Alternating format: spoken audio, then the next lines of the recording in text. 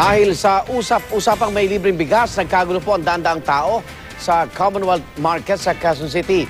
Pero umuwi silang bigo dahil mali pala ang nabalitaan. Saksi si Victoria Tulad.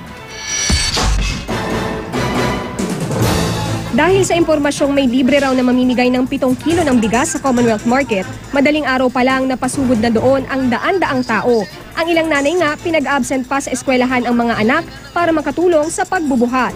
Pero ilang oras ang lumipas, wala silang napala. Mismong NFA na ang nagsabi hindi totoo ang bigayan ng bigas. Kaya ang mga residenteng di rin alam kung saan galing ang impormasyon, umuwing nanghihinayang.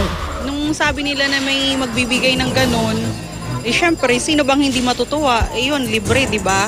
Ang taas-taas na talaga ng bigas ngayon. Biruin mo yung dati namin binibiling commercial na 35, ngayon 42.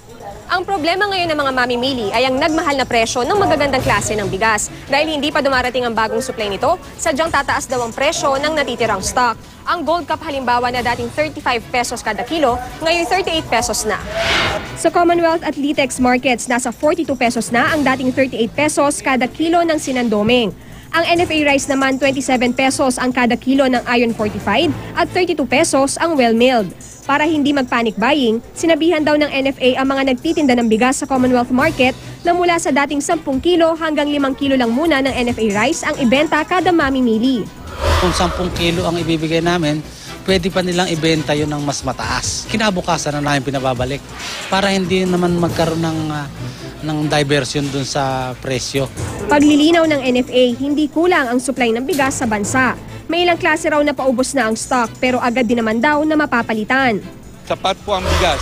Ang NFA po ay may 11 million bags ngayon. Yung buong bansa po natin may 42 million bags po.